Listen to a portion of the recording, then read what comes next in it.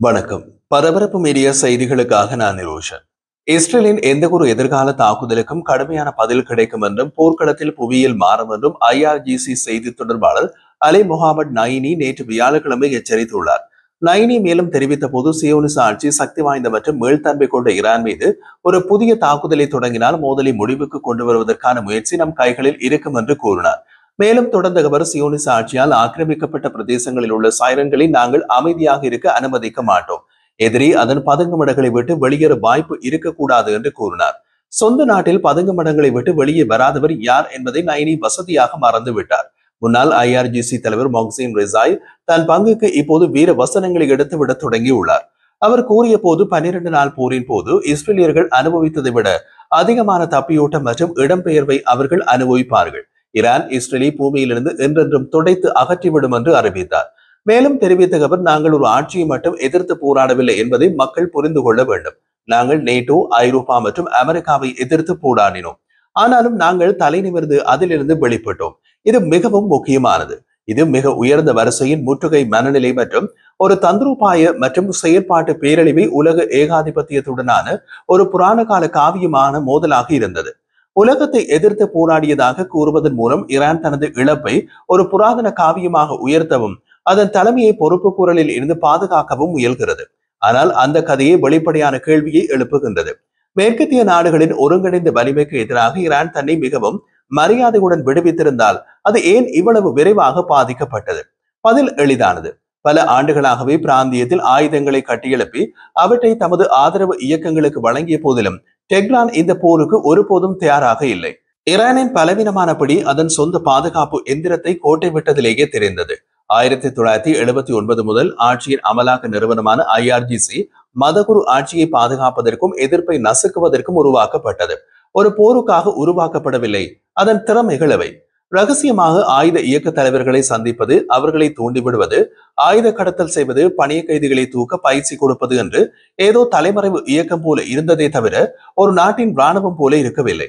IRGC 4 தசாப்தங்களுக்கு மேலாக அது ஒரு இராணுவ தொழில்துறை சாம்ராஜ்யமாக வளர்ந்துள்ளது. எண்ணெய் முதல் வெளியுறவு கொள்கை வரை அனைத்திலும் ஆதிக்கம் செலுத்துகிறது.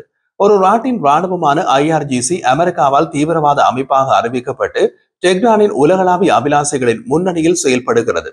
ஆனால் 12 நாள் போர் போன்ற ஒரு அடியை அது ஒருபோதும் சந்தித்ததில்லை. இஸ்ரேல் விரைவாக அடுத்தடுத்து முக்கிய IRGC தலைவர்களை அளித்தது. மேலும் IRGCயின் உயர் மட்டத்தில் இதுபோன்ற தலை துண்டிக்கப்பட்ட தாக்குதல்கள் அமைப்பை மேலிருந்து கீழாக நிலைகுலிய வைத்துள்ளன. ஈரானிய இஸ்லாமிய குடியரசின் வரலாற்றில் இஸ்ரேலுக்கும் ஈரானுக்கும் இடையிலான மிகவும் நேரடியான மற்றும் பேரழிவுக்கு மோதலுக்கு பின்னர் டெஹ்ரானில் உள்ள ஆயத்துல்லாக்கள் பழமையான சவால் விடுதல்களுக்கு பதிலாக மௌனத்திற்கு மாறினார்கள். இப்போது சவால்கள் தூள் பறக்கின்றன. ஏவுகணைகள் மற்றும் விமானங்கள் ஈரானுக்குள்ளேயும் ஈரானிலிருந்து வெளியேயும் பறப்பது 12 நாட்கள் நடந்த போருடன் நின்றிருக்கலாம். ஆனால் தோல்வி உண்மையில் வெற்றி என்று ஈரானிய அரசு அதன் சொந்த மக்களை நம்ப வைக்கும் ஒரு பெரிய முயற்சியில் இஸ்லாமிய குடியரசின் வார்த்தை போர் இப்போதுதான் தொடங்குகிறது. ஜூன் மாதத்தில் 12 நாட்களுக்கு இஸ்ரேலிய ஆளற்ற விமானங்கள் மற்றும் போர் விமானங்கள் ஈரானிய பிரதேசத்திற்குள் ஆழமாக தாக்கின. ஈரானின் வான் பாதுகாப்பு சாதன அமைப்புகளை இடித்து அணுசக்தி நிலையங்களை அழித்து இஸ்லாமிய புரட்சிகர காவலர் படைப்பிரிவுகளின் மூத்த அதிகாரிகளை கொன்றனர். அந்த 12 நாள் தாக்குதல்களும் ஈரான் நீண்ட காலமாக நினைத்து பார்க்க முடியாத விதத்தில் இருந்தது. அதன் சொந்த மண்ணில் போர் என்று அழைக்கப்பட்டது ஈரானின் புதிய ஜதார்த்தமாகிவிட்டது. பின்னர் அமைதி, நீடித்த ஆழ்ந்த அமைதி. சுப்ரீம் தலைவர் அயத்துல்லா அலி கமேனி பார்வையிலிருந்து மறைந்து விட்டார். ஈரானின் இஸ்லாமிய புரட்சிகர காவலர் படைப்பிரிவு IRGCயின் சவால் விடும் தளபதிகள் தலைமறைவாகினார்கள்.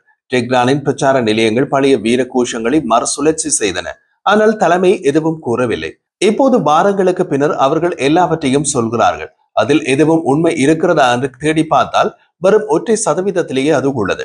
ஜூன் மாத இறுதியில் கமேனி தலைமறைவிலிருந்து வெளிவந்து இஸ்ரேல் மற்றும் அமெரிக்கா மீது தீர்க்கமான வெற்றியினை பெற்றுவிட்டதாக கூறி ஒரு மாயாஜால உரையை நிகழ்த்தினார். அயத்துல்லாவின் கூற்றுப்படி சியோனிச ஆட்சி நசுக்கப்பட்டது. அமெரிக்கா முகத்தில் குத்தி மூக்கு உடைந்தது. கத்தாரில் உள்ள ஒரு அமெரிக்க தளத்தின் மீது ஏவப்பட்ட ஒரு சில பழிவாங்கும் ஏவுகணைகள் யாருக்கும் தெரியாத உயிரிழப்புகளை ஏற்படுத்தியது என்று ஈரான் உரத்த குரலில் கூறியது. ஈரானிய தாக்குதல்கள் ஈரானிய தலைவர்களால் தெய்வீக வலிமையின் வெற்றிகளாக காட்டப்பட்டன. இருப்பினும் உண்மையான உலகில் ஈரானின் வானம் இஸ்ரேலிய விமானங்களால் ஆளப்பட்டது. இஸ்ரேலிய விமானப்படி ஈரானில் வான்மேன்மை பற்றி இஸ்ரேலிய போர் விமானங்கள் ஈரானிய வானில் எந்த தடையுமின்றி பறந்தன. ஈரானின் அணுசக்தி உள்கட்டமைப்பு மிக கடுமையாக தாக்கி சேதப்படுத்தப்பட்டது என்று ஈரானிய வெளியுறவு அமைச்சர் கூறினார். சேதமே கிடையாது என்று சுப்ரீம் தலைவர் முழங்கினார். ஈரானின் அணுசக்தி திட்டம் குறைந்தபட்சம் 2 ஆண்டுகளுக்கு பின்தள்ளப்பட்டது. அதன் வான் பாதுகாப்புகள் உடைக்கப்பட்டன. அல்குட்ஸ் படை தளபதிகள் மற்றும் மூத்த விஞ்ஞானிகள் உட்பட ஈரானின் IRGC உயரடுக்கு அகற்றப்பட்டது. கொல்லப்பட்ட IRGC தளபதிகள் மற்றும் அணு விஞ்ஞானிகளின் இறுதி சடங்குகள் பல பெட்டிகள் மற்றும் அஞ்சலி போஸ்டர்களுடன் நடந்தன. கமேனி வெற்றியாக சித்தரித்ததை ஈரானிய மக்கள் அதிர்ச்சியூட்டும் மற்றும் அவமானகரமான வெளிப்பாடாக இறுதி சடங்குகளில் கண்டனர். போரின் போது சுப்ரீம் தலைவரின் குரல் ஒலிக்காத ஈரானியர்களுக்கு தமது தலைமை மீதே சந்தேகத்தை ஏற்படுத்தியது.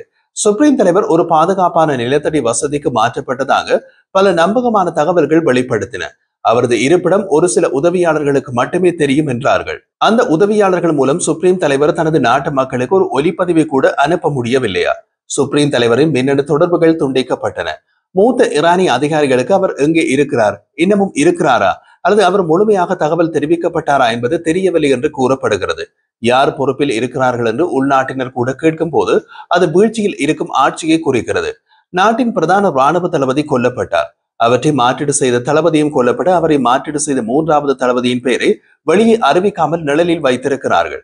அவ்வளவு பயம். பாவம், ஈரானியர்களுக்கு தமது நாட்டின் பாதுகாப்பு படைகளின் பிரதான தளபதியின் பெயர் இன்று வரை தெரியாது.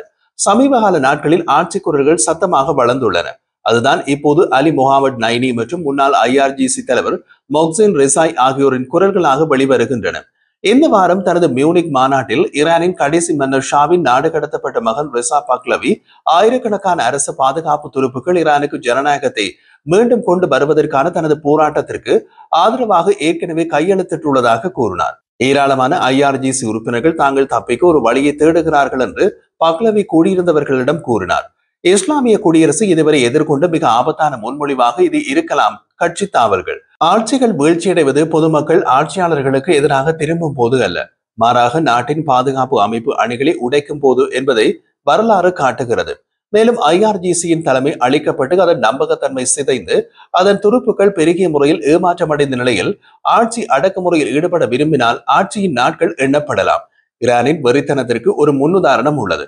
1988ஆம் ஆண்டில் ஈரானின் முதல் சுப்ரீம் தலைவர் ஆயத்துல்லா ருஹுல்லா ஹொமேனி ஈரான் ஈராக் போரை முடிவுக்கு கொண்டு வருவதற்கான போர் நிறுத்தத்தை விஷம் குடிப்பதற்கு ஒப்பிட்டார். 2020ஆம் ஆண்டில் ஹசீம் சுலைமானியின் படுகொலைக்கு பின்னர் ஈரான் அடையாள தாக்குதல்கள் போதுமான பழிவாங்கும் செயல் என்று கூறியது. இப்போது ஒரு பேரழிவு தரும் தோல்விக்கு பின்னர் ஈரானிய தலைமை வெற்றி பெற்றதாக வலியுறுத்துகிறது. இதுதான் இஸ்லாமிய குடியரசின் முறை: மறுத்தல், புராணமயமாக்குதல் மற்றும் வசைப்பாடுதல். ஆனால் ஒவ்வொரு முறையும் பார்வையாளர்கள் சுருங்கி கட்டுக்கதை வேகமாக மங்கிவிடும். பாரம்பரிய நட்பு நாடுகளுக்கிடையே கூட ஈரானுக்கு சிறிய ஆதரவு மட்டுமே கிடைத்தது. சீனா சில பொதுவான அறிக்கைகளை வெளியிட்டது. ரஷ்யா உக்ரைன் விஷயத்தில் மிகவும் தீவிரமாக இருந்தது. வளைகுடா நாடுகள் பெரும்பாலும் அமைதியாக இருந்தன. உலகளாவிய மன்றங்களில் ஈரானின் கதை ஈர்க்கப்படவில்லை. டெஹ்ரானின் எதிர்ப்பின் கூற்று இப்போது அதன் அடுத்த கட்ட நடவடிக்கை குறித்து நிச்சயமற்ற ஒரு ஆட்சியின் விரக்தியில் செயலாக தெரிகின்றது. ஆனால் உண்மையின் மீதான பிடியை இழக்கும் ஆட்சி ஆபத்தானது. அதன் சொந்த ஆயுதப்படைகளின் மீதான பிடியை இழக்கும் ஆட்சி மிகவும் ஆபத்தானது.